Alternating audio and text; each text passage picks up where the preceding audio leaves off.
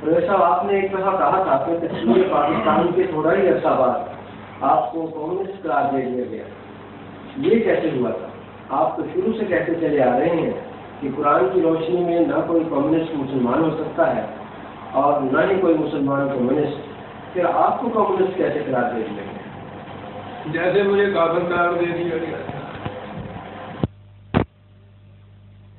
لگا تھا کمیونسٹ، اور بڑی دلچسپ ہے وہ داستان۔ میرا خیال ہے میں نے اتنا تو کہہ دیا ہوگا کہ کمیونسٹ قرار دیا تھا، یہ شاید بتایا نہیں تھا کہ ہوا کیا تھا۔ تشکیل پاکستان کے بعد مرکزی حکومت نے، سینٹرل گورنمنٹ نے ایک کمیشن مقرر کیا کہ وہ یہ سفارشیں کریں کہ ملازمین کی تنخواہوں کا اسکیل کیا ہونا چاہیے۔ جسٹس منیر مرحوم اس کے چیئرمین تھے، اب مجھے معلوم نہیں اس وقت وہ جسٹس ہائی کورٹ کے تھے یا کہ، بہرحال وہ چیئرمین تھے۔ تو یہ کمیشن کراچی گیا تو سینٹرل گورنمنٹ کی سیکریٹریٹ کے ملازموں کی تنخواہوں کے اسکیل متعین کرنے کا سوال درپیش تھا۔ انہوں نے یہ کہا کہ جو صاحب متعلق ہوں اس سوال سے، اس مسئلے سے، جن کا یہ ہے کو انہیں بھیج دیجئے تاکہ اس مسئلے پہ ہم کچھ ڈسکس کر سکیں۔ سیکریٹریٹ کی ملازمت کا یہ سروس کے میٹر جو تھے وہ میرے ہی متعلق تھے، تو میرے سیکرٹری نے مجھے ان کی طرف بھیج دیا۔ تو انہوں نے پہلا ہی سوال یہ کیا، وہ غالباً واقف تھے میرے، کیونکہ وہ بڑے احترام سے پیش آئے تھے، سوال بھی انہوں نے بڑے پروقار طریقے سے کیا تھا۔ تو انہوں نے کہا کہ پرویز صاحب یہ فرمائیے کہ آپ کے خیال میں یہ جو سینٹرل گورنمنٹ کا ملازم کم از کم درجے کا بھی آپ کہیے، وہاں سے ہم بات شروع کریں گے، کہ آپ کے خیال میں اس کی تنخواہ کیا ہونی چاہیے؟ میں نے کہا صاحب یہ سوال خیال کا نہیں ہے، نہ آپ کے خیال کا نہ میرے خیال کا، یہ تخیلاتی مسئلہ ہے ہی نہیں۔ اور وہ دیکھ رہے ہیں میری طرف کس آسمان کی باتیں کر رہا ہے۔ میں نے کہا یہ ایک واقعاتی چیز ہے، اس کا جواب فیکٹس کی روح سے سامنے ہمارے آئے گا، خیال کا سوال نہیں ہے اس میں۔ کہنے لگے جی وہ پھر کیسے؟ میں نے کہا کہ آپ کو غالباً علم ہوگا میں سروس میٹر ڈیل کرتا ہوں، جو بھی ملازمت کے لیے آتا ہے آپ حضرات نے ایک فارم دیا ہوا ہے کہ اس پہ اس کے دستخط لیا کرو، اور اس میں یہ لکھا ہے کہ میں کوئی اور ایسا کام نہیں کروں گا جس سے کچھ آمدنی مجھے ہو، اور میں 24 گھنٹے کا ملازم سرکار ہوں۔ تو 24 گھنٹے کا وہ ہمارا ملازم ہے، اور وہ اس اقرار نامے کی روح سے کچھ اور کر نہیں سکتا جس سے اس کو کچھ یافت ہو۔ اب اگر کم از کم بھی آپ اس کی فیملی لیں تو ایک اس کی بیوی، چلیے 2 بچے ہی صحیح، تو یہ جو ہیں اس نے ان کا پیٹ پالنا ہے، اس میں جو ہم نے اسے دینا ہے، کیونکہ اور تو نہ ملازمت کر سکتا ہے نہ یافت کا کوئی ذریعہ اختیار کر سکتا ہے۔ تو میں نے کہا اس کے لیے سیدھی بات ہے، سوال نہیں کہ آپ کے خیال میں کتنا ہونا چاہیے، میرے خیال میں کتنا ہونا چاہیے، اس کے لیے بڑا آسان ہے کہ اس چھوٹی سی فیملی کا مہینے بھر کا خرچ کیا ہے۔ کہنے لگے یہ کیسے معلوم ہوگا؟ میں نے کہا جی بڑا آسان ہے یہ تو، چلیے اٹھ کے چلتے ہیں بازار میں، راشن جو ہے وہ متعین ہوا ہے، یہ اتنی سی چھوٹی سی فیملی کے متعلق ہم طے کر لیتے ہیں کہ کتنا آٹا چاہیے، کتنی دال چاہیے، کتنا گھی چاہیے، ضروریات زندگی کتنی چاہیے، اور یہ جا کے ان دکانداروں سے پوچھ لیتے ہیں، پھر اس میں ہم دودھ کا اور یہ میڈیکل کا اور تعلیم کا ایڈ کر لیں گے، اور اس کے بعد اس کی میزان کر لیں گے۔ تو جو وہ میزان آئے گی یہ وہ کم از کم تنخواہ ہونی چاہیے جو ایک چھوٹے سے چھوٹے ملازم سرکار کو یہاں ہمارے ہاں ملنا چاہیے، اور اس کے بعد جوں اس کے اخراجات میں جس رفتار سے زیادتی بڑھوتی ہوتی چلی جائے، اضافہ ہوتا چلا جائے، اسی رفتار سے جسے آپ انکریمنٹ کہتے ہیں، وہ انکریمنٹ کیا ہے، اسی رفتار سے اس کا یہ جو وظیفہ ہے یہ بڑھتا چلا جانا چاہیے۔ تو میں نے کہا یہ بات سوال خیال کا نہیں ہے، یہ واقعاتی چیز ہے۔ یوں طے ہونا چاہیے اس مسئلے کو. کہنے لگے جی بہت اچھی تجویز ہے آپ کی, بڑی عمدہ معقول یہ اسکیم ہے آپ کی, بہت اچھا ہے, ہم اس پہ غور کریں گے اور آپ کو پھر دوبارہ تکلیف دیں گے. میں اسی وقت سمجھ گیا, میں نے کہا اب یہ تکلیف نہیں دی جائے گی. میں آ گیا. شام کے قریب میرے سیکرٹری نے, وہ انگریز تھا, اس نے مجھے بلایا. کہنے لگے وہ آج گئے تھے تم کمیشن میں؟ میں نے کہا جی ہاں. کہنے لگے وہاں کیا بات ہوئی تھی؟ میں نے کہا کیا بات ہو گئی جی؟ کہنے لگے انہوں نے مجھے کہا ہے کہ جس شخص کو آپ نے بھیجا تھا وہ تو کمیونسٹ ہے.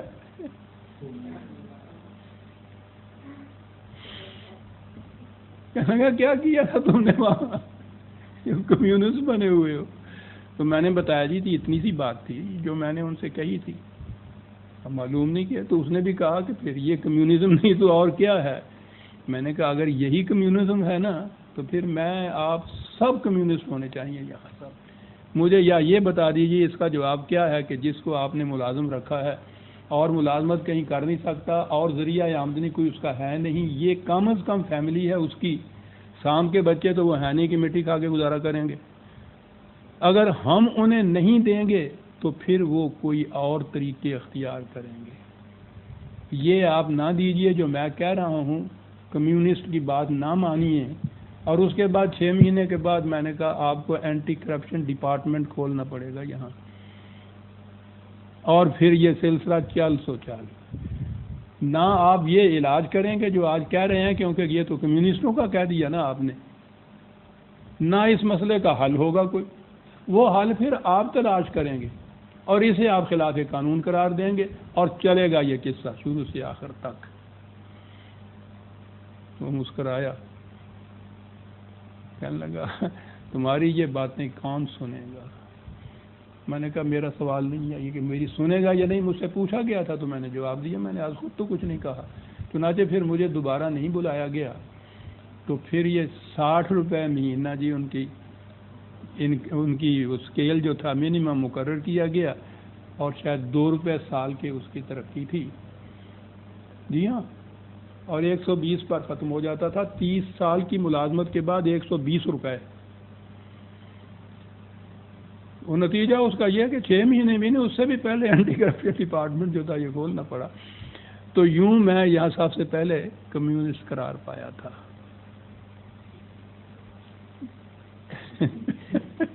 کیا خیال ہے آپ کا؟ یہ تو بات ہو گئی راز. ہاں یہ راز کی بات. دوسری ایک اور راز میں آپ سے پوچھنا چاہ رہا ہوں. لیجیے. آپ نے کہا تھا کہ تقسیم ہند سے پہلے طلوع اسلام نہایت بے باکی سے چھایا ہوتا ہے, نہ انگریز نے اس کا کوئی معافلہ کیا نہ ہندو نے. حالانکہ آپ گورنمنٹ سروس میں تھے, لیکن قیام پاکستان کے بعد خود اپنوں کی طرف سے اس پر پابندیاں عائد کرنے کی تدابیر سوچی جا رہی تھی. یہ کون حضرات تھے اور اس تدابیر کا کیا نتیجہ نکلا ہے؟ یہ تو اب تک راز ہی چلا آ رہا ہے. اس راز سے بھی آپ پردہ اٹھائیں. کسی بات کو راضی رہنے دیجیے, لیکن میں سمجھتا ہوں کہ اس سے پہلے یہ باتیں آپ یہ جو راز ہیں ان کی نقاب کشائی میرے ہاتھوں سے نہیں ہوتے دیکھی ہوگی. اس کی ایک وجہ تھی.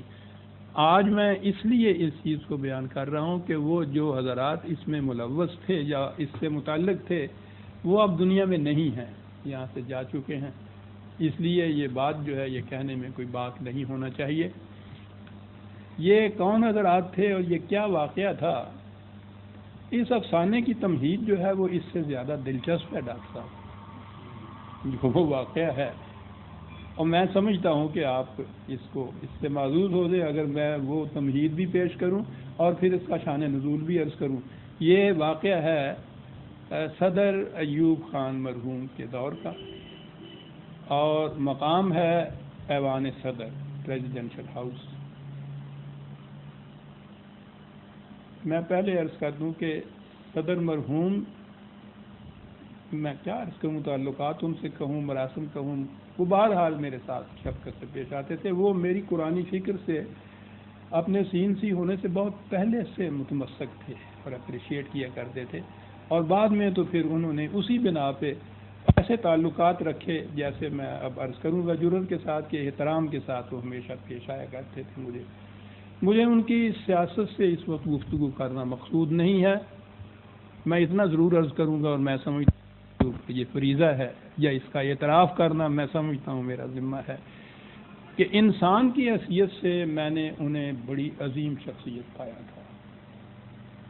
انسان کی حیثیت سے میں کہہ رہا ہوں، شریف النفس، مہذب، شائستہ، کشادہ ظرف، وسیع القلب، غیور، یہ ساری چیزیں میں نے ان میں دیکھی تھی.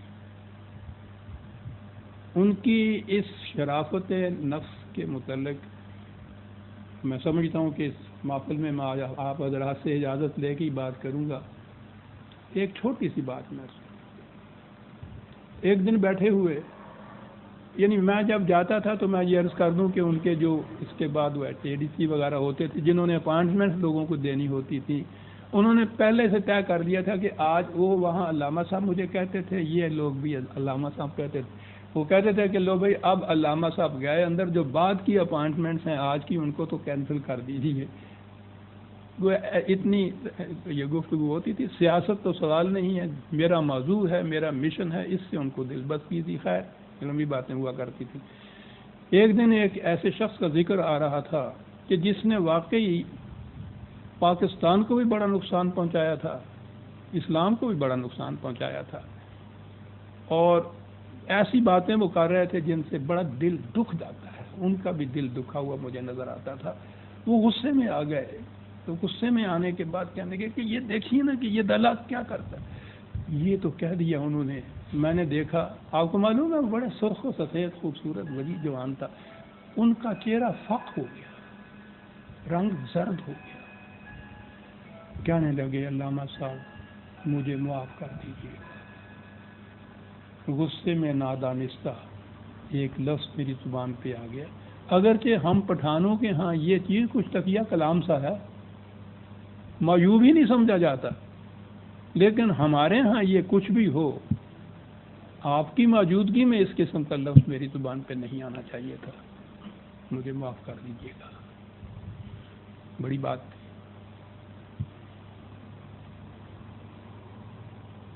جس واقعہ کا میں ذکر کر رہا ہوں، اس شام کو خواجہ شہاب الدین مرحوم بھی وہاں بیٹھے ہوئے تھے. صدر صاحب نے مجھ سے کہا کہ علامہ صاحب ایک بوجھ ہے میرے ضمیر پر، اور میں سمجھتا ہوں کہ آج اتفاق سے ایک گواہ بھی ہمارے سامنے ہمارے پاس بہت معتبر بیٹھے ہیں، میں ان کی موجودگی میں اپنا وہ بوجھ ہلکا کر دوں. کہ ارشاد فرمائیے. کہنے لگے میں نے آپ سے ایک وعدہ کیا تھا. وہ وعدہ یہ تھا ڈاکٹر صاحب کہ یہی جو کالج کی اسکیم میری ہے، جب میں نے اس کی ابتدا کی ہے تو اس کی زمین خریدنے کے لیے فنڈز نہیں تھے. ہوتے بھی تو گورنمنٹ بہت زمینیں وسیع پڑی ہوئی تھی ان کے پاس، یہ ان مقاصد کے لیے زمینیں گورنمنٹ دیتی تھی. تو میں نے ان سے کہا تھا، میں نے کبھی کسی سے کوئی درخواست نہیں کی پورے پاکستان کے دور میں، حالانکہ یہ جتنے ارباب اختیار تھے ان سب سے میرے مراسم تھے. یہ سارے وہ تھے جو اس سے پہلے مسلم لیگ کی ورکنگ کمیٹی میں قائد اعظم کے ساتھ، تو میں نے عرض کیا ہے نا کہ اس زمانے میں وہاں میرا بہت زیادہ عمل دخل تھا، تو میرے ساتھ ان کے تعلقات، میں نے کسی سے کبھی کوئی ریکویسٹ نہیں کی تھی. حتیٰ کہ قائد اعظم نے بھی جب یہ پاکستان وجود میں آ گیا ہے تو آخری بات وہاں یہ پوچھی کہی تھی کہ پرویز صاحب وہ جو آپ کی دیرینہ خواہش تھی وہ پوری ہوئی، اللہ کا شکر ہے مملکت مل گئی. اب وہاں جو مقام آپ لینا چاہتے ہیں صرف لیاقت علی سے کہہ دیجیے اور کچھ نہیں.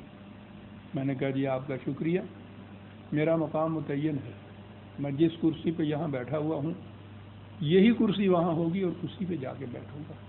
یہ جو کچھ میں نے کیا تھا کسی مقام کے حاصل کرنے کے لیے نہیں کیا تھا. بہرحال ان سب کے ساتھ میرے یہ تعلقات تھے، لیکن اس کالج کی زمین کے لیے میں نے سمجھا تھا کہ یہ میری ذات کے لیے کوئی چیز نہیں ہے. یہ ہو جائے اگر تو بہت بڑا کام ہو جائے گا قوم کے لیے، پاکستان کے لیے، اور میرے نقطہ نگاہ تھے خود اسلام کے لیے بھی. اس لیے میں نے یہ ریکویسٹ کر دی تھی ان سے، اور انہوں نے مجھ سے وعدہ کر لیا تھا. لیکن اس کے بعد پھر یہ ایفا نہیں ہوا. میں نے کبھی یاد دہانی بھی نہیں کرائی اس کے بعد. انہوں نے کہا کہ یہ بات کہ آپ نے دوبارہ کہا بھی نہیں تھا، اور بوجھ بن گیا میرے ذہن پہ، میں یہ عرض کر دوں کہ میں اس وعدے کو وفا نہیں کر سکا، اور مجھے آپ سے بڑی ندامت ہے۔ میری مجبوریاں کیا تھیں؟ میں سمجھتا ہوں کہ آپ کو یہ تمام حالات معلوم ہوتے ہیں۔ تو وہ ٹھیک کہتے تھے۔ میں نے کہا جی۔ تو کہنے لگے بہرحال میں محسوس کرتا ہوں کہ مجھے آپ سے معذرت کرنی ہے۔ میں نے کہا جی بہت بڑی آپ کی کشادہ نگاہی ہے جو آپ یہ فرما رہے ہیں۔ کہنے لگے نہیں، میرے بوجھ تھا، اور کیونکہ آپ کہتے ہیں اور میں محسوس کرتا ہوں کہ آپ کو میری مجبوریوں کا علم تھا، اس لیے میں زیادہ تفصیل میں نہیں جانا چاہتا۔ میں نے کہا جی بالکل، اپنے ضمیر سے اس بوجھ کو ہٹا دیجیے، بات ختم ہوئی۔ خواجہ شہاب الدین بیٹھے تھے، کہنے لگے جی آپ اتفاق سے آج یہ بات چھڑ گئی اور آپ نے معذرت کر کے اپنے ضمیر کے بوجھ کو ہلکا کر لیا، میرے ضمیر پہ بھی ایک بوجھ ہے اور انہی کے متعلق ہے وہ بوجھ بھی۔ تو اب مجھے بھی آج جرت ہو گئی ہے کہ میں بھی وہ زبان پہ لے آؤں اور معذرت چاہ لوں۔ آپ نے جرت دلائی صدر سے، انہوں نے کہا۔ میں نے کہا معلوم نہیں کہ آج کون سا دن ہے، یہ وہ صدر اعظم ہے، یہ وزیر ہیں، یہ انفارمیشن کے وزیر تھے۔ بہرحال میں نے کہا دیکھیے ہو گیا۔ کہنے لگے جی جب پاکستان بنا ہے تو پرویز صاحب سے تو کون واقف نہیں تھا، اس سے پیشتر ہم سب مسلم لیگ ہی تھے، ہمیں معلوم تھا ان کے طلوع اسلام، ان کا مشن، یہ سارا کچھ تھا۔ پاکستان بننے کے بعد یہ ہوم منسٹر اور یہ پولیٹیکل یا یہ جو طلوع اسلام کا مشن تھا یا یہ پرچہ تھا، ان سے متعلق تھا۔ معاف رکھیے اگر میں اس میں غلطی کروں، انفارمیشن کے منسٹر تھے یا ہوم کے منسٹر تھے؟ دونوں ہی ان کے پاس تھے۔ ٹھیک ہے۔ کہنے لگے کہ یہاں آنے کے بعد طلوع اسلام جو نکلا ہے، 5-6 پرچے اس کے نکلے تھے، تو میں نے یہ محسوس کیا کہ اس پرچے کو بند ہو جانا چاہیے۔ اور آج میں یہ عرض کروں کہ کیوں محسوس کیا۔ کہنے لگے کہ میں بالکل اس زمانے میں کٹر ملا تھا۔ آپ کو شاید یہ معلوم نہیں کہ یہ وہاں میلاد پڑھا کرتے تھے بنگال میں۔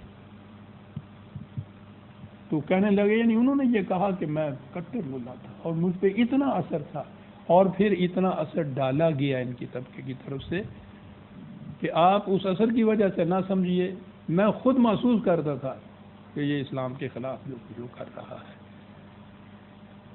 میں نے یہ تحریک کی کہ اس پرچے کو ضبط کرنا چاہیے، اور اگر حکومت مناسب سمجھے تو خود ان کے خلاف بھی کچھ ایکشن لینا چاہیے،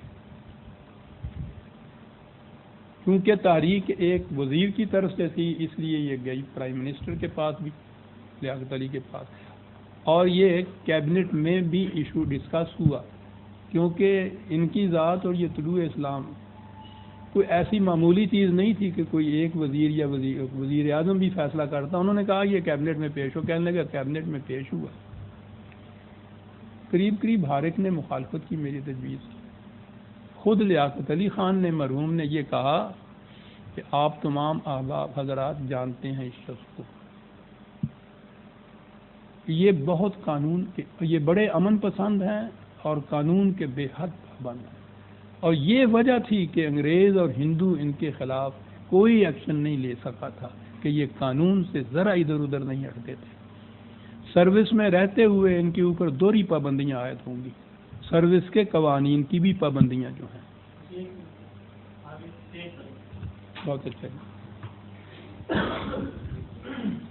مرحوم نے فرمایا کہ انہوں نے یہ قصہ، یہ کیس جو تھا بھیجا وزیر اعظم کے پاس، انہوں نے کیبنٹ میں میٹنگ میں یہ پیش کر دیا اور کہا یہ کہ میں یہ چیز ریکارڈ پہ رکھنا چاہتا ہوں کہ ان صاحب سے، یعنی میرے متعلق، کہ ہم سب واقف ہیں، اور میں یہ چیز بتانا چاہتا ہوں کہ یہ بڑے ہی قانون پرست واقع ہوئے ہیں، کبھی قانون کی خلاف ورزی یہ نہیں کریں گے، اور ہم یہ جانتے ہیں کہ زبان بھی ان کے پاس ہے اور قلم بھی ان کے پاس ہے، وہ زبان اور قلم کے جس نے وہاں تہلکہ مچا رکھا تھا، اور وہ مسلم لیگ کے اور اسلام کے اور پاکستان کے حق میں استعمال ہو رہی۔ اگر ہم نے ان کو اس پابندی سے آزاد کر دیا تو اس آزادی کے بعد میں نہیں کہہ سکتا کہ پھر یہ زبان اور قلم کس مقصد میں استعمال ہوگی. اس لیے میں آپ احباب سے بھی یہ کہوں گا اور میں ریکارڈ پہ بھی رکھ دوں گا کہ انہیں زیادہ سے زیادہ وقت تک ان پابندیوں کے اندر رکھا جائے. یہی پاکستان کے مفاد میں یہ ہوگا. خواجہ صاحب سے یہ کہا کہ یہ جو وہ کر رہے ہیں اس میں ہمیں اجلت سے کام نہیں لینا چاہیے، اور اس طرح سے یہ معاملہ وہاں شلف ہو گیا. خواجہ صاحب نے کہا کہ یہ چیز تو میں نے اس زمانے میں کی، ایک عرصے تک اس کا اثر رہا.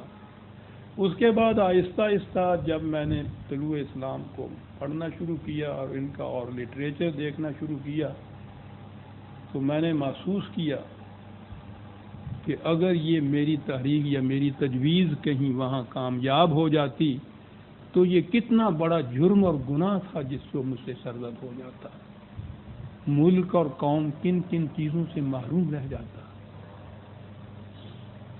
یہ بوجھ میرے ضمیر پہ اس زمانے سے چلا آ رہا تھا، اور میں جرأت نہیں پا رہا تھا اپنے اندر کہ ان سے، علامہ صاحب سے میں اس کی معذرت چاہوں.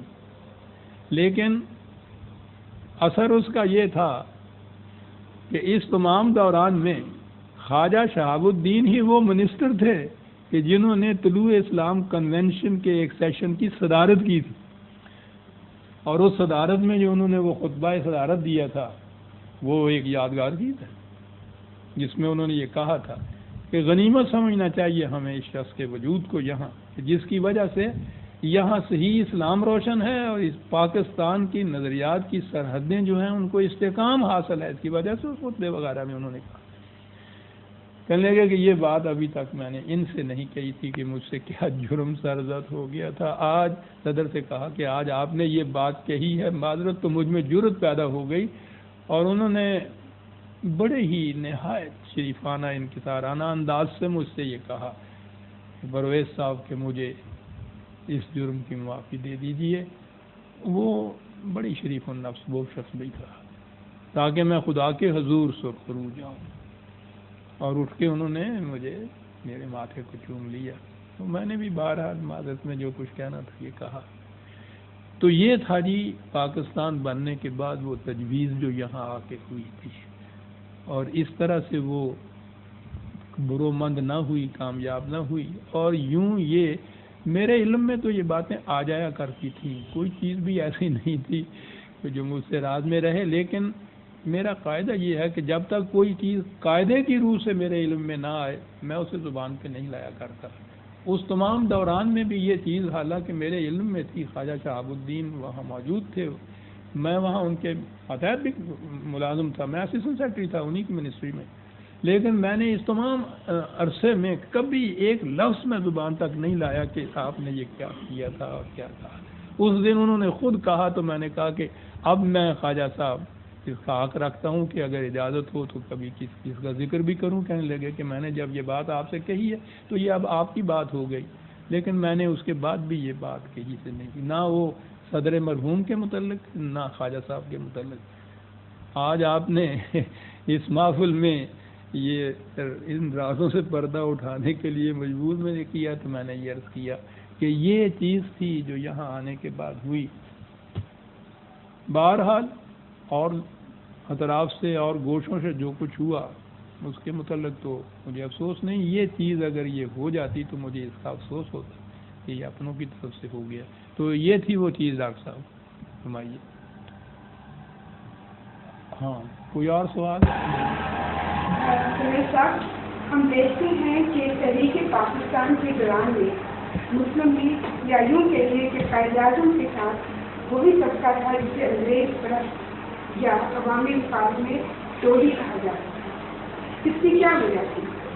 حریت پسند مسلمان لیڈر اس کے ساتھ کیوں نہیں؟ تشکیل پاکستان کے بعد ملک کی جو حالت ہوئی ہے کیا اس کی وجہ یہی نہیں کہ اقتدار انہی لوگوں کے ہاتھ میں رہا کیونکہ یہی قوم کے لیے تصور کیا جاتا ہے؟ یہ میری بہت عام سوال ہے.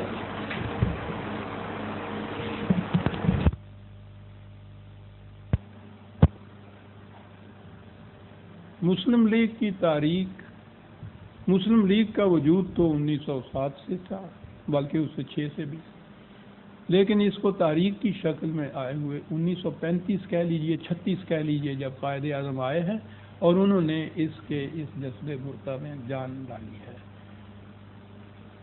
اس زمانے سے پہلے ہندوستان میں آزادی کی تاریخ جسے کہتے ہیں وہ عام ہو چکی تھی، کافی عرصے سے چل رہی تھی، کوئی دوسری تاریخ ہی نہیں تھی، حتیٰ کہ جب وہ خلافت موومنٹ یا ہجرت موومنٹ جس کو کہو وہ تاریخ تھی نہیں، میں پہلے بھی عرض کر چکا ہوں، وہ تو ہنگامے تھے، تاریخیں نہیں تھیں۔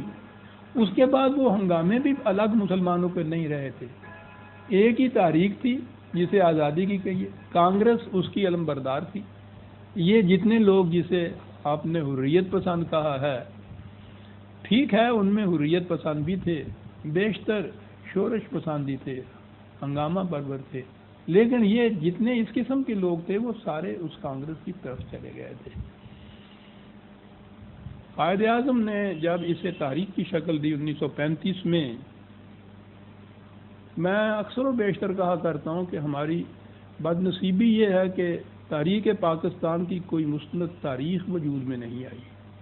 یہ بات بھی شاید کم لوگوں کو معلوم ہو کہ اس تاریخ میں یہی لوگ جنہیں اب حریت پسند، آزادی پسند ہم کہتے ہیں، جو کانگریس کے ساتھ تھے، ان کا ایک بیشتر کا طبقہ مسلم لیگ کے ساتھ ہو گیا تھا۔ میں سمجھتا ہوں بہت کم لوگوں کو معلوم ہوگا۔ مولانا حسین احمد مدنی سب سے بڑے تھے یہ قسم کے مخالف، کفر کے فتوے تو آئے دن کی بات تھی۔ یہ نیشنلسٹ علماء کے سر خیل، مفتی کفایت اللہ وہ جمعیت العلماء ہند کے صدر اس زمانے میں تھے، بعد میں یہ مولانا حسین احمد مدنی بنے۔ تو یہ جتنے نیشنلسٹ علماء تھے، یہ نظر آتا ہے نا ہمیں کہ حریت پسند تھے، انگریز کے دشمن تھے، اور یہ ان کے ساتھ نہیں تھے، یہ کانگریس میں تھے۔ پہلا میں اس طبقے کو لیتا ہوں۔ تو میں نے عرض کیا کہ یہ شاید بہت کم لوگوں کو معلوم ہوگا کہ یہ قائد اعظم کے ساتھ تھے۔ ہے نا تعجب انگیز سی بات۔ 1936 میں پہلے الیکشن کا جب موقع آیا ہے تو وہ پارلیمنٹری بورڈ بنا، اس نے یہ چیزیں طے کرنی تھیں، ٹکٹیں کسے دی جائیں، جو جتنا کچھ بھی اس کی تنظیم کے متعلق تھا۔ تو یہ مولانا حسین احمد، مفتی کفایت اللہ، یہ ان کے نمائندہ تھے، یہی جو علماء تھے، جمعیت علماء دیوبندی عام طور پہ ان میں تھے۔ تو ان کے ساتھ بات ہوئی اور انہوں نے کہا کہ یہ ٹھیک ہے، لیکن الیکشن کے لیے تو پروپیگنڈے کی ضرورت ہوگی۔ تو انہوں نے کہا کہ ہمیں کم از کم 50,000 روپیہ دیا جائے جب ہم یہ پروپیگنڈا کریں گے، اور مسلم لیگ کے پاس 50 پیسے بھی نہیں تھے اس زمانے میں۔ تو ان سے کہا گیا کہ آپ کو تو معلوم ہے کہ ہمارے ہاں تو یہ فنڈ نہیں ہے، اور نہ ہم نے اس الیکشن کے لیے کوئی فنڈ کریٹ کیا ہے، تو اس لیے یہ چیز جتنی بھی ہے یہ تو اس طرح سے کرنی ہوگی، ہمارے پاس تو یہ نہیں ہے۔ اور یہ یہاں سے اٹھے اور کانگریس میں چلے گئے۔ معاف رکھیے گا یہ بات چھیڑ دی ہے تو مجھے یہ کہنی پڑی کہ پھر سارا عرصہ یہ کہتے رہے کہ یہ مسلم لیگ کی تاریخ خلاف اسلام ہے اور کانگریس کی تاریخ عین منابق اسلام ہے۔ جس کانگریس میں یہ اس لیے جا کے ملے تھے کہ 50,000 روپیہ یہاں سے نہیں ملا تھا۔ یہ تھے آپ کے ہاں کے نیشنلسٹ علماء۔ دوسرے حریت پسند یا انگریز کے دشمن جو کہا بیٹی آپ نے، یہ احرار اسلام جو تھے نا، یہ جماعت تھی، بڑی جوش و خروش کی جماعت، بڑی شورش پسندوں کی جماعت جناب، بے حد انگریز کی دشمن جسے ہم کہتے ہیں۔ یہ بھی قائد اعظم کے ساتھ تھے۔ الیکشن کے سلسلے میں یہاں یہ ایک عام افواہ سی ہوئی کہ قائد اعظم بمبئی کے سیٹھوں سے 1,00,000 روپیہ لے کے آیا ہے اور وہ یہاں الیکشن کے کام آئے گا۔ انہوں نے اس کے متعلق یہ بات کی کہ وہ جو ہے وہ تو بٹنا چاہیے، تو وہ تو ایک پیسہ بھی نہیں تھا. ان سے کہا گیا، وہ کہا گیا کہ نہیں ہم نہیں اس کو مانتے. تو انہوں نے کہا کہ ہمارے پاس ہے ہی نہیں. ان کا ہم سوچیں گے. تو مسلم لیگ نے یہ جو جن کو ٹکٹ دینا تھا ان سے کہا تھا کہ وہ 500 روپیہ دیں، کچھ ابتدائی اخراجات جو ہوں گے تاکہ وہ کور کیے جائیں. تو انہیں کچھ ملنے کی بجائے اب یہ ہوا کہ اگر ٹکٹ بھی ملا تو وہ 500 روپیہ مانگ رہے ہیں. ہم وہ 1,00,000 روپے کا حصہ بکرا کرنا چاہتے تھے، تو یہاں سے یہ کچھ نہ ملا اور یہ کانگریس کے ساتھ ہے. یہاں اتحاد پارٹی یا اتحاد ملت مولانا ظفر علی خان صاحب کی تھی، وہ بھی ادھر ساتھ تھے مسلم لیگ کے. جب یہ دیکھا کہ یہاں سے تو کوئی آف نہیں ہو رہی، وہ بھی الگ ہو گئے. یہ جنہیں میری بیٹی آپ نے حریت پسند انگریزوں کے دشمن اور آزادی کی جنگ میں جان دینے والے تھے، یہ ان کے ہاں کے سرکردہ لوگ تھے جن کا میں یہ ذکر کر رہا ہوں. یونینسٹ پارٹی تھی یہاں پنجاب میں برسر اقتدار سر سکندر حیات خان کا. ان کے پاس مناصب، ان کے پاس بے شمار فنڈز، ان کے پاس وزارتیں، ان کے پاس عمارتیں، اور وہ اس کے مخالف سر سکندر جیسا شخص ادھر مسلم لیگ کے ساتھ بھی ایک ٹانگ ہے، ادھر یونینسٹ پارٹی کے ساتھ یہ کچھ ہو رہا ہے. بڑی سخت سازشیں تھیں اس زمانے میں لیگ کے خلاف ان لوگوں کی جو اندر تھے. یعنی اتنی کشش تھی یونینسٹ پارٹی کے اندر. یہ میاں امیر الدین اس وقت یہی نظر آتا ہے کہ قدیم ترین مسلم لیگی اس وقت جو ہے یہ یونینس کی ٹکٹ کے اوپر انہوں نے الیکشن لڑا تھا. راجہ غضنفر علی مسلم لیگ کے ٹکٹ کے اوپر الیکشن لڑ کے کامیاب ہوئے اور اس کے بعد جا کے یونینس پارٹی میں مل گئے، کیونکہ جب یہ الیکشن کے نتائج آئے ہیں تو ان کی وزارت بھی نہیں بن سکتی تھی، اور وہاں پکی تھی وزارت بنائی تھی. بنگال میں یہ مولانا فضل الحق صاحب شیر بنگال، انہوں نے یہ کیفیت دیکھی، دھڑلے سے الگ ہو کے سب سے زیادہ گالیاں اس نے دی. اور لیڈر آپ کے یہ حسین امام بہار کے، سید عبدالعزیز، کتنے بڑے مسلم لیگی یہ نظر آتے ہیں.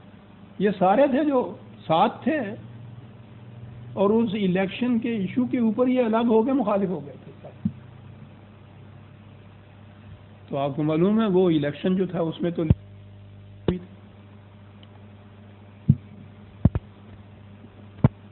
اور یاد آیا نواب زادہ لیاقت علی خان،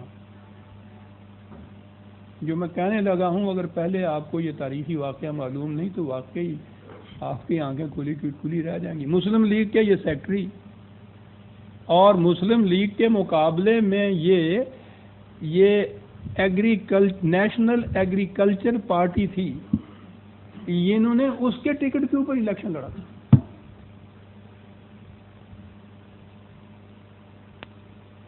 یہ ان کا حال تھا جسے کہا آپ نے کہ یہ تو انگریز کے دشمن اور یہ حریت پرست جو تھے، یہ کیفیت تھی. یہ سارے کیوں چلے گئے؟ اب سوچئے کہ جنہاں کی اس وقت پوزیشن کیا تھی، جنہاں کی ساری سیاست جو تھی وہ آئینی سیاست تھی، ووٹس کی سیاست تھی، الیکشن کی سیاست تھی. ایک ہی نعرہ، ایک ہی مطالبہ قوم سے کہ تم کہو کہ مسلم لیگ ہماری جماعت ہے، قائد اعظم ہمارا لیڈر ہے. بس یہی ریزولیشن تھا جو ہم پاس کراتے تھے کہ اس سے زیادہ کچھ نہیں. یہی چیز وہ منوانا چاہتے تھے ہندو سے اور اس کے بعد انگریز سے کہ ہندوستان میں مسلمانوں کی نمائندہ جماعت مسلم لیگ ہے اور اس کا پریزیڈنٹ مسلمانوں کا نمائندہ لیڈر ہے. اتنی بات. اور اس ایشو کے اوپر پھر وہ آگے کہتے تھے کہ الیکشن لڑا جائے گا اور یہ لوگ ہیں جن کے ووٹس لیے جائیں گے. اب یہ کہیے کہ یہ سارے کچھ تو ادھر چلے گئے. یہ جنہیں کہا گیا ہے نا آپ نے کہ ذمہ دار اور جاگیردار اور یہ وظیفہ خوار انگریز پرست خطاب یافتہ، یہ وہ لوگ تھے جو آزادی کی شورش میں تو ان کے ساتھ شامل نہیں ہوئے تھے، یہ موجود تھے یہاں. اور قائد اعظم کے لیے یہ بھی ضروری تھا کہ جو ادھر آئے اپنی جیب سے خرچ کر کے کچھ کرے، ہمارے پاس پیسے نہیں ہیں. ان لوگوں نے یہ چیز دیکھ لی کہ اس شخص کے ساتھ لگنے میں خطرہ کوئی نہیں ہے، کیونکہ اس کی سیاست ایسی ہے کہ ایک دن کے لیے بھی یہ جیل میں نہیں بھیجے گا. قائد اعظم کو یہ ضرورت تھی اس بات کی کہ یہ آواز بلند کرنے والے کہیں سے مل جائیں کہ جو کہیں کہ مسلم لیگ ہماری نمائندہ جماعت، قائد اعظم ہمارا نمائندہ لیڈر. چنانچہ یہ لوگ اس طرح سے آئے اس خلا کو پورا کرنے کے لیے جو ان لوگوں کی وجہ سے پیدا ہوا، جو یہاں سے چھوڑ کے ادھر جا ملے تھے اس لیے کہ فنڈ نہیں تھے اس کے پاس. یہ آئے اس طرح سے. اب یہاں دیکھیے، اگر قائد اعظم اگر اس خیال کو اہمیت دیتے کہ یہ لوگ تو وہ ہیں جو ٹوڈی بچہ جو کہا تم نے بھی اپنے ہاں کہلاتے تھے یہ سارے، کہ یہ تو وہ لوگ ہیں ان کے ساتھ لگنے سے تو خود ہمیں بھی بہت بڑی ندامت ہوگی، تو یہ سارا ایشو ہی ختم ہو جاتا. یہ الگ بات ہے کہ جوں پھر ان کی وجہ سے قوم نے ساتھ دینا شروع کیا تو ان لوگوں میں سے بھی یہ جتنوں کا میں نے نام لیا ان میں سے بیشتر آ گئے تھے پھر بعد. لیکن اس زمانے میں تو یہ یوں چلے گئے تھے اور کوئی بھی ساتھ نہیں تھا، اور قائد اعظم نے الیکشن کے زور کے اوپر پاکستان کو لینا تھا. اس لیے یہ غنیمت تھا کہ جو بھی یہاں آ کے اس کا ساتھ دے کے اور یہ کہتا کہ مسلم لیگ ہماری جماعت ہے، قائد اعظم ہمارا رہنما ہے، اور یہ ووٹ بن جاتا تھا ان کا. اس بنا پر قائد اعظم نے یہ ساری لڑائی لڑی. اگر آپ لڑائی کہتے ہیں ان کے ساتھ تو لڑائی تھی نا. اور پھر جب 46 کا الیکشن ہوا ہے تو یہی مسلم لیگ جو 37 کے الیکشن میں شاید چند سیٹیں بھی نہیں لے سکتی تھی، سویپ کر کے سب انہوں نے ایکشن لے لی. اور وہی الیکشن تھا جس کی بیسس کے اوپر انگریز کو تسلیم کرنا پڑا کہ فی الواقعہ ہندوستان کے مسلمانوں کی نمائندہ جماعت مسلم لیگ ہے اور قائد اعظم ان کا لیڈر ہے، ان کا مطالبہ ٹھکرایا نہیں جا سکتا، اور پاکستان آپ کا وجود میں آ گیا. یہ تھی قائد اعظم کی مجبوری، یہ تھے وہ حالات. یوں انہوں نے اس چیز سے فائدہ اٹھایا اور اس طرح سے انہوں نے اس شطرنج کے اوپر یہ اپنی ہاری ہوئی جو بازی 37 کی تھی اس طرح سے جیتی. اس بازی جیتنے کے نتیجے میں آپ کا پاکستان جو تھا وجود میں آ گیا. مجبوراً دینا پڑا ان کو یہ سب کچھ. اب یہ رہا کہ اس کے بعد پاکستان میں آئے تو یہی لوگ جو تھے ہمارے ساتھ آئے. تو کیا جو پاکستان میں ہو رہا ہے اس کی یہی وجہ نہیں ہے کہ یہ لوگ تھے جو یوں ساتھ آئے؟ اتنا وقت نہیں اس وقت کہ میں اس کا انالیسس کر کے تجزیہ کر کے بتاؤں کہ اس کے اسباب کیا تھے. ٹھیک ہے،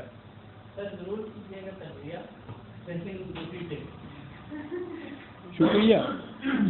بڑے اچھے وقت تمہارے سوال کے دوسرے حصے پہ آ گیا ہوا تھا کہ پاکستان بننے کے بعد ملک کی جو حالت ہوئی ہے کیا اس کی وجہ یہی نہیں کہ یہی حضرات تھے جو یہاں آ کے ارباب اقتدار ہوئے اور انہی کو لیڈر تصور کیا گیا؟ یہ ٹھیک ہے کہ یہی حضرات تھے جو لیڈروں کی حیثیت سے آئے، اقتدار بھی بیشتر انہی کے ہاتھ میں رہا. لیکن ذرا گہرائی میں آپ آ کر دیکھیں تو ایک بات تسلیم کی جائے گی کہ ملک میں اگر خلفشار اور انتشار نہ ہو، پرامن ہو، تو یہ حکومت کے ارباب اقتدار کی نالائکی یا کریکٹر کی کسی حد تک کمزوری اس کا ازالہ ہو جاتا ہے. وہ ملک کی جڑوں کو نہیں، ملک کی بنیادوں کو نہیں نسمار کرتا، کمزور کچھ کسی حد تک کرتا ہے. لیکن اگر ملک کے اندر مسلسل اور پہم خلفشار و انتشار ہو تو پھر کتنے بڑے قابل سے قابل کیوں نہ ارباب اقتدار ہوں، ان کا کریکٹر بھی کتنا بڑا نہ ہو، وہ بڑی مشکل ہو جاتی ہے اس حالت کے اندر اس ملک کے لیے استحکام پیدا کرنا. ترقی تو ایک طرف رہی، یہاں جو کچھ ہوا ہے یہ صحیح بات ہے کہ وہی لوگ تھے، ان میں ٹھیک ہے قابلیت بھی کمی تھی، کریکٹر کی بھی کمزوری تھی. اصل سبب اس کا یہ ہے کہ یہاں مسلسل اور متواتر خلفشار اور انتشار کی کیفیت پیدا کی جاتی رہی، اور یہ سب وہ لوگ تھے کہ جنہوں نے وہاں پاکستان کی مخالفت کی تھی، وہ سارے یہاں آ گئے. اور آپ دیکھیے گا گزشتہ 35 سال کی تاریخ، ایک دن بھی انہوں نے چین سے نہیں سونے دیے، اور ہر بات مذہب کے نام پہ ہوتی رہی. قوم مذہب پرست، اور ان کے لیے یہ لیور کہ پاکستان اسلام کے نام پہ حاصل کیا گیا ہے.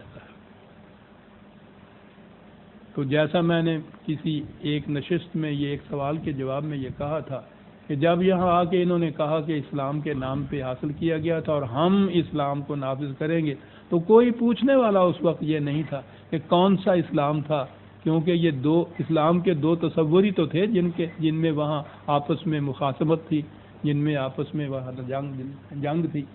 تو وہ اسلام جس کو وہاں شکست ملی تھی اس کو نافذ چاہیں گے آپ، یہ کوئی پوچھنے والا نہیں تھا. یہ افسوس ہوا، قائد اعظم نہیں رہا تھا، اقبال نہیں تھا. تو یہ جو اسلام کے نام پہ اس 35 سال کے اندر ہوتا رہا ہے، ملک میں پہم مسلسل خلفشار کی کیفیت رہی ہے. تو اس میں سے تو اچھی سے اچھے قابلیت والے بھی اگر یہ لوگ کوئی ہوتے تو وہ بھی ملک کو اس طرح سے بچا نہ سکتے. اس کی وجہ یہ ہے زیادہ بیشتر جو ہے وجہ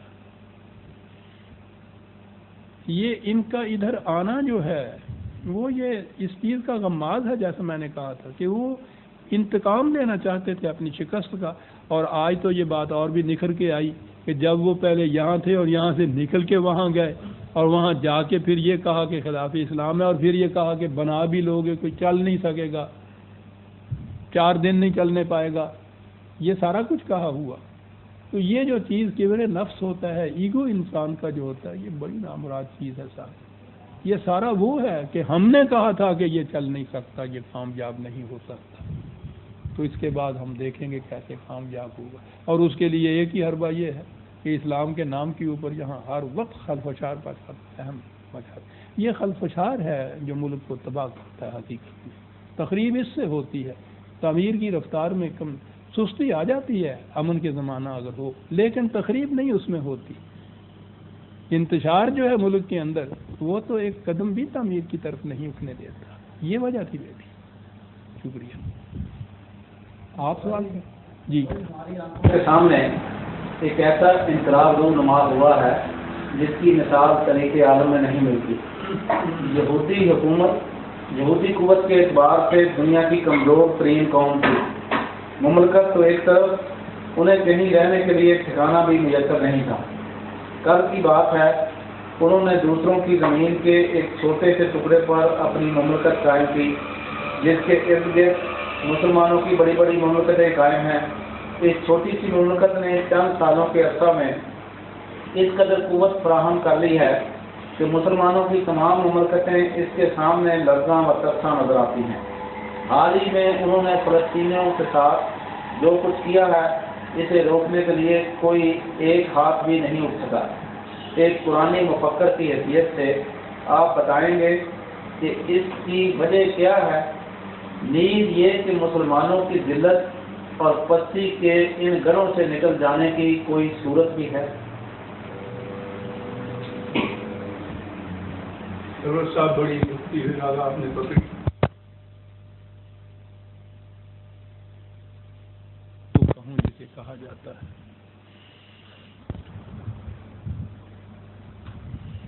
آپ نے پوچھا ہے تو مجھے بتانا ہی پڑے گا. اس کی وجہ وہ یہ ہے کہ ہم کچھ غلط فہمیوں یا خوش فہمیوں میں مبتلا چلے آ رہے ہیں. اس کی وجہ یہ ہے 1000 سال سے ہمیں یہ بتایا جاتا رہا کہ یہودی خدا کی مغضوب علیہ قوم ہے جن پہ خدا کا غضب نازل ہوا. ہمیں یہ بتایا جاتا رہا کہ خدائی فیصلہ یہ ہے کہ یہودیوں کی کہیں مملکت قائم نہیں. صدیوں سے مسلمانوں سے یہ چیز جاگرک ہے. آج ان کی مملکت بھی ہے، وہ برسر اقتدار ہے. جیسا آپ نے کہا ہے کہ مسلمانوں کا 1 ارب مسلمانوں کی آبادی لرزہ و ترزاں ہے. آپ مسجدوں میں جا کے دیکھیے، مفسروں میں دیکھیے، واضحوں میں سنیے، اب بھی کہا جاتا ہے کہ قرآن کریم میں سورہ فاتحہ میں جو کہا گیا ہے نا، صراط الذین انعمت علیہم غیر المغضوب علیہم ولا الضالین، تو مغضوب علیہ جو ہے اس سے مراد یہودی ہیں اور ضالین سے مراد عیسائی ہیں، اب بھی ان کے سامنے کانپ رہے ہیں اور ان کو مغضوب علیہ، اور وہ بات جو تھی کہ ان کی مملکت قائم ہی نہیں ہو سکتی، تو وہ پوچھو تو وہ کہہ کہ جی ہنگامی طور پہ یوں ہی 4 دن کے لیے ختم ہو گئی ہوئی ہے، یہ بتایا جاتا رہا کہ نہیں ہو سکتی۔ آپ کو شاید یاد نہیں یا یاد ہوگا، آپ تو طلوع اسلام پڑھتے ہیں، آپ کو معلوم ہے کہ میں نے یہ پہلی دفعہ لکھا تھا کہ یہ بہت بڑی غلط فہمی نہیں ہے، اجروی ہے یہ کہنا کہ مغضوب علیہ یہ قوم ہے، ان کی مملکت قائم نہیں ہو سکتی۔ خدا کا قانون مکافات عمل یہ نہیں ہے۔ 2000 سال بلکہ اس سے بھی زیادہ 3000 سال پر پیشتر کی یہودی قوم، انہوں نے کچھ جرائم کیے، اس جرائم کے نتائج میں ان پہ تباہی آئی، مملکت چھنی، ان کے مقامات جو تھے ان کی اینٹ سے اینٹ بجائی گئی۔ یہ یہودی جو تھے وانڈرنگ یو دنیا میں مشہور ہوئے، صحرا نورد، نہ کوئی گھر نہ گھاٹ، کہیں کوئی تمکن کا ذریعہ نہیں ہے۔ یہ کیفیت کیوں ہوئی؟ اس زمانے کی یہودی قوم نے کچھ جرائم کیے تھے جن کا یہ نتیجہ نکلا۔ خدا کا قانون یہ نہیں ہے کہ 2000 سال بعد اس قوم کی نسل میں سے جو قوم ہو، اگر وہ ان جرائم سے مجتنب ہو جائے اور اپنے اندر وہ جوہر پیدا کر لے کہ جو قوموں کو زندہ اور طاقتور بنایا کرتا ہے، تو خدا اس لیے ان کو محروم کر دے ان تمام چیزوں سے کہ تمہارے آباء و اجداد نے 3000 سال پیشتر یہ جرائم کیے تھے، اس لیے تم اس کی پاداش لو۔ یہ عیسائیت کا عقیدہ تھا کہ نوع انسانی کے اولی ماں باپ آدم اور حوا نے جو جرم کیا تھا، جو گناہ کیا تھا، اوریجنل سن، اس گناہ کی آلائش لیے ہوئے ہر انسانی بچہ اس طرح دنیا میں آتا ہے اور وہ بھگتتا ہے ان کے گناہوں کی سزا۔ یہ تو ان کا عقیدہ تھا۔ قرآن نے اس عقیدے کی مخالفت کی۔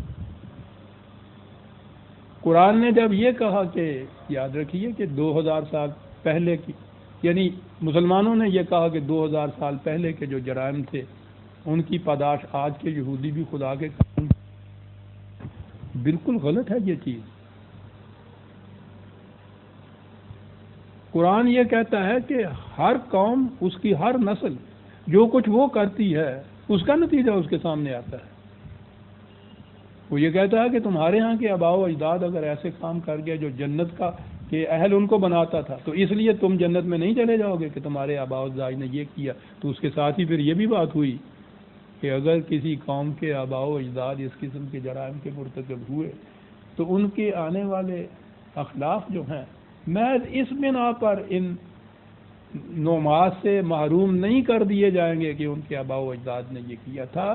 یہ تصور غلط ہے کہ یہودیوں کی قیامت تک کہیں مملکت قائم نہیں ہو سکتی۔ آپ کو یاد ہوگا کہ میں نے یہ لکھا سب کچھ، اس کا خمیازہ تو میں بھگتتا ہوں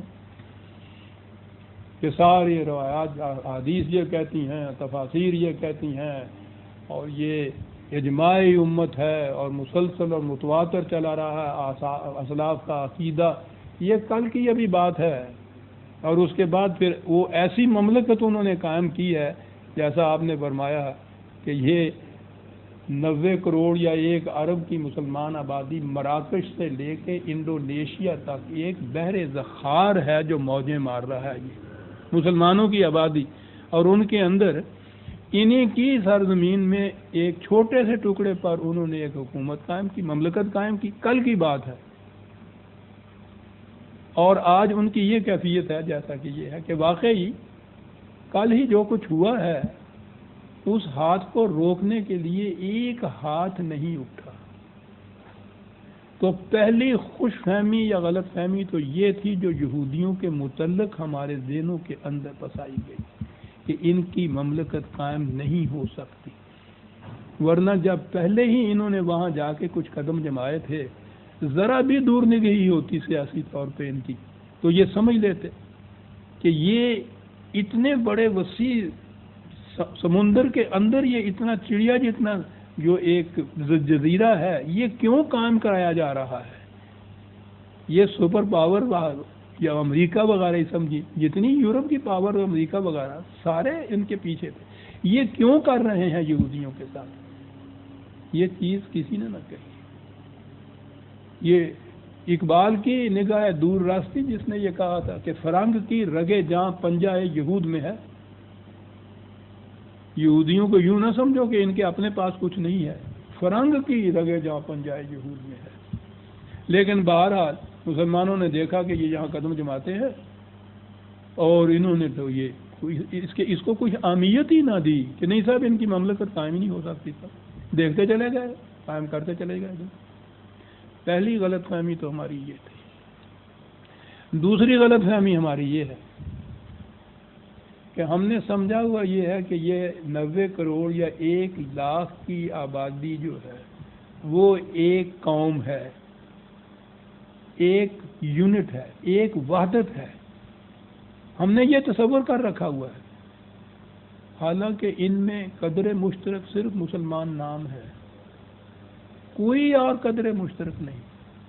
ان کی الگ الگ مملکتیں ہیں، حتیٰ کہ اس مملکت کے اندر بسنے والے قوم بھی الگ ہیں،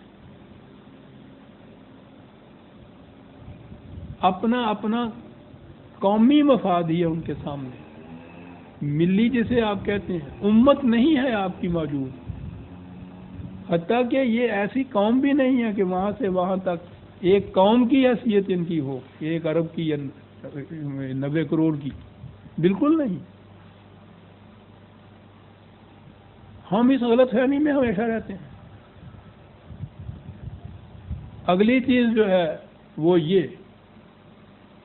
کہ قوم مذہب پرست ہے ہماری، مذہب حقائق کا سامنا کرنا نہیں سکھاتا۔ یہ سارا کچھ ہوا آج کی بات نہیں، وہ مسجد اقصیٰ کے ساتھ جو کچھ کیا انہوں نے، آگ لگا دی، وہاں جو کچھ کیا، اب مسجد ابراہیم کو بھی لے گئے ہیں، اب آگے بڑھتے جا رہے ہیں، یہ سب کچھ ہوتا گیا۔ اب یہ فلسطینیوں کے ساتھ جو کچھ بھی ہوا ہے اس کے بعد بھی آپ نے کیا کیا؟ اپیلیں پہ اپیلیں ہو رہی ہیں کہ دعائیں مانگیے اس کے لیے۔ عرفات کے میدان میں 20 لاکھ مسلمان، یہ کب سے دعائیں مانگ رہے ہیں جی؟ ہر سال عرفات کے میدان میں، کو معلوم جب سے بھی اقصیٰ والا قصہ شروع ہوا تھا اس زمانے سے یہ ہوا، دعائیں مانگیے، دعائیں ہی مانگتے چلے جائیے، ہر سال دعائیں مانگتے چلے جائیے۔ اتنا بھی کھڑا ہو کے کوئی نہیں سوچتا کہ جب ایک دفعہ ایسی دعا مانگی ہے وہاں عرفات کے میدان میں، کہتے ہیں کہ وہاں جو دعا مانگی جائے وہ ضرور قبول ہو جاتی ہے، ایک کی نہیں 20 لاکھ کی، اور اتنے سال ہو گئے ہر سال دعا مانگ رہے ہیں اور وہ بڑھتے چلے جا رہے ہیں۔ آج اس فلسطین کے واقعہ کے بعد تو انتہا ہو گئی تھی، اب بھی یہی کہا گیا کہ وہاں جا کے دعائیں مانگیے، مساجد میں دعائیں مانگیے، نمازوں کے بعد دعائیں مانگیے۔